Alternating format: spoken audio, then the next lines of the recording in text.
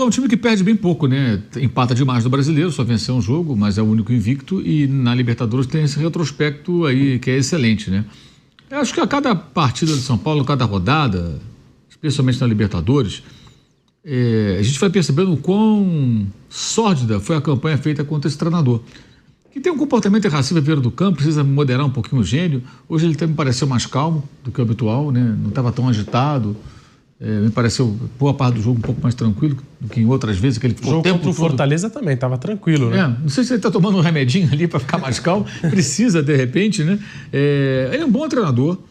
O São Paulo, assim, falamos do Corinthians. O Corinthians entrega para o seu técnico, antes o Ramon Dias, agora o Dorival, um elenco com várias opções. E aí foi buscar agora o Angelelli, o lateral esquerdo, agora esse ano. Quer dizer, precisamos de lateral esquerdo. Vamos trazer, está lá fora. Traz o cara, não tem problema. O São Paulo, ao contrário, o São Paulo demorou a fazer isso, mas finalmente resolveu. Olha, nós temos aqui uma gestão controlada, não podemos gastar mais, a dívida está batendo R$1 bilhão, não dá para continuar nessa sangria. Pagando juros bancários absurdos, né?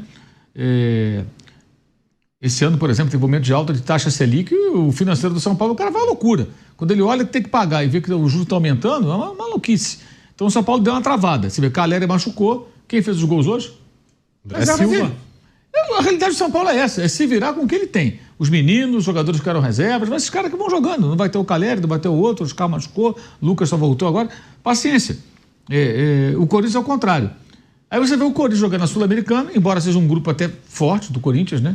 De times que poderiam estar na Libertadores, mas fazendo uma campanha ruim. E o São Paulo, na Libertadores, faz uma campanha segura, vencendo todos os jogos fora de casa, tem uma sequência excelente na competição, historicamente, também jogando partidas em série. Então, o que alguém quer mais? Assim, o que acha que dá para fazer mais com esse time? Dá para ser campeão? De repente, pode ganhar alguma coisa, pode chegar a algum lugar, mas eu, sinceramente, não vou dizer que eu não entendo, porque eu entendo. Eu entendo.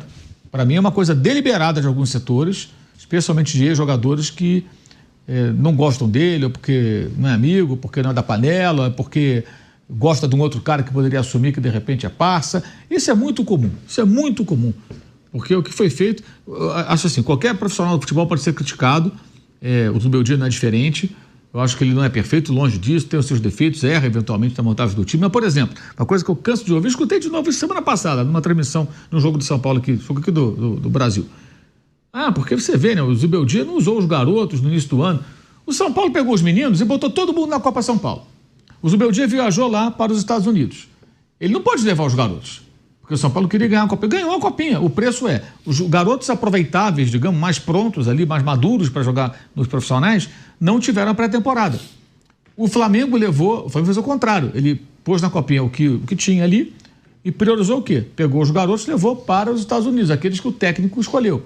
O zagueiro mesmo do Flamengo, João Vitor, que jogou agora a Copa do Brasil, o Flamengo pediu a CBF para não convocá-lo e poderia levar o Iago, que jogava com o Vitor Reis na seleção de base antes. Isso. O Iago foi jogar aquele sul-americano, né, que o Brasil levou goleada da Argentina, depois foi campeão. E o João Vitor, que é mais novo, tem 17 anos, foi para os Estados Unidos e é agora a primeira opção entre os garotos, tirando os outros zagueiros. Por quê? O técnico do Flamengo testou o garoto, conviveu com ele, treinou com ele, então sentiu confiança, manteve.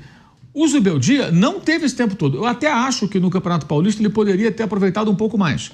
Mas aí teve jogos acumulados e teve um momento que São Paulo jogou dia sim, dia não praticamente. E em Brasília, porque teve show aqui. Tudo isso não é culpa do técnico. Isso aí são escolhas do clube. Então a responsabilidade pelo não aproveitamento dos jogadores na medida que poderia ter sido aproveitado lá atrás, dos meninos do São Paulo, de Cotia, não é uma responsabilidade só dele. Tem decisões do clube, tem decisões do técnico, tem uma série de situações. Mas as críticas são sempre direcionadas para o técnico. Parecia realmente uma campanha para derrubar. Sabe? Tem que derrubar o cara. Mas ele parece que é duro na queda. E está dando certo. E eu tenho certeza que o torcedor está bem satisfeito, né? Porque se o São Paulo cedeu um empate para a Aliança em casa, que foi ruim, mas a Aliança já eliminou o Boca, gente. E ganhou um jogo do Talheres na rodada passada, com um homem a menos, foi lá e venceu o jogo com o gol do Hernan Barcos. Os acréscimos. O São Paulo hoje teve gol anulado, o São Paulo hoje venceu bem, teve gol perdido embaixo da trave. Esse jogo hoje o São Paulo poderia ganhar de 4-0. Pelo gol perdido e pelo impedimento milimétrico né? Nesse VAR aqui sul-americano também, que é um VAR bem questionável, né? Você não fica com muita convicção de se foi aquilo mesmo, se estava com o ombro na frente, não estava, mas enfim. Mas por detalhes, por milímetros, né? Tanto do gol perdido quanto do impedimento marcado do gol do Ferreirinha. Poderia ter sido 4-0, por exemplo, ou até mais, que se o São Paulo abre 2... São Paulo faz esses 2 gols, um perdido e o outro que não valeu, ele poderia virar o primeiro tempo com 3-0 e depois já teve uma expulsão. Poderia ter sido uma goleada. Sim. O placar foi pequeno pelas circunstâncias do jogo. Então, acho que, sinceramente, qualquer um agora fica questionando ainda, mas agora parou. Eu já vi gente que criticava, olhando pelo lado positivo, e aí comentando, não, mas lá no começo do ano, que foi o que eu falei agora, não usou os meninos, mas vem cá, campeão, qual foi a situação? Quais foram as circunstâncias? E geralmente não tem ninguém para rebater, sabe, para contra-argumentar. Vem cá, mas não foi bem isso. Geralmente, assim, é pancada, pancada. Olha, há muito tempo que eu não venho uma campanha tão forte contra um técnico como aconteceu agora. E se fosse, assim, resultados muito ruins, aí você fala, não, você está criticando que o resultado é ruim, o time joga mal. Mas não é o caso.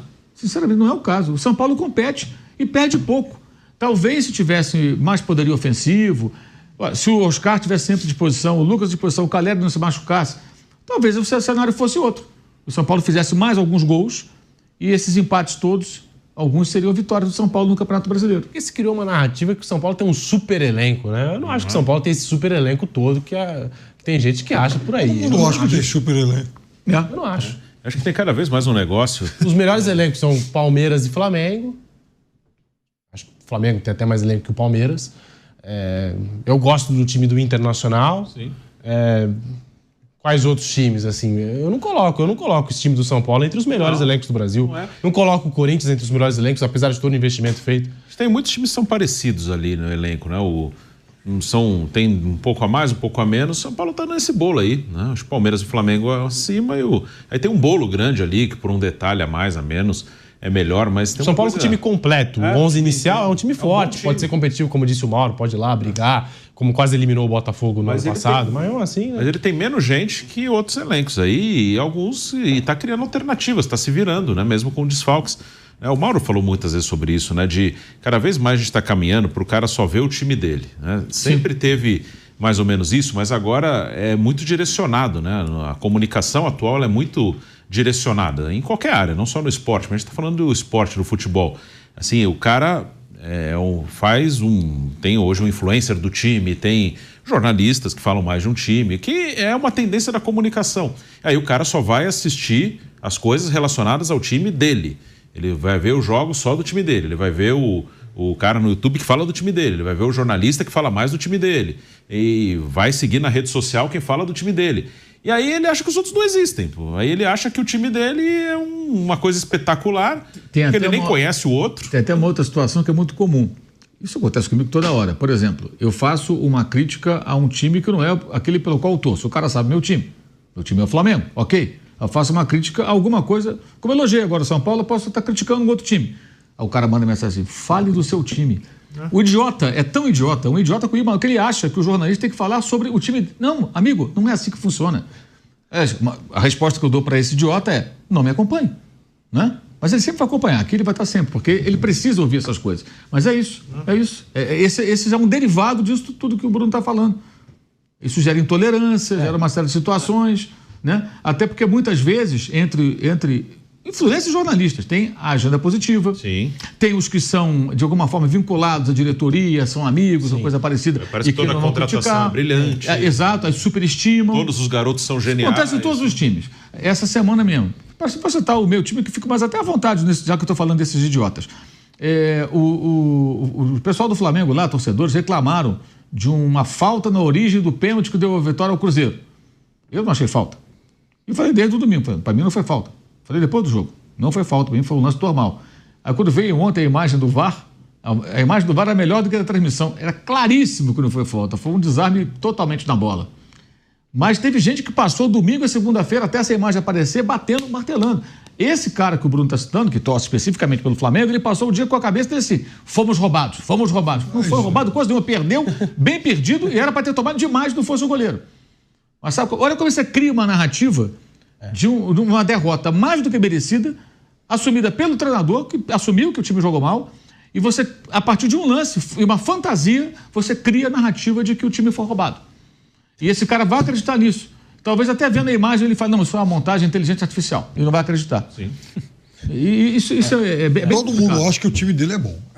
Você vê, eu ouço, por exemplo, quando eu vejo críticas pegar um daqui, um de São Paulo e do Rio, ao Vasco e ao Santos. Pô, assim, você ouve barbaridades dos torcedores desses dois times. Quer dizer, o cara quer, assim, ele tem a certeza de que ele tem bons elencos e o time não joga ou porque o juiz atrapalhou, ou porque o técnico é burro, ou sei lá por quê. Aí você fala pro cara o seguinte, ó, tá bom, de meia década pra cá, nós estamos falando em 5 anos, já é um bom tempo e tal, quando é que seu time, por exemplo, foi melhor que o Fortaleza? Aliás, hoje ganhou de novo, muito bem. O próprio São Paulo, nos últimos 3 brasileiros, ficou atrás do Fortaleza. Não ganha do Fortaleza no confronto Desde 2020. direto? Desde 2020, São Paulo.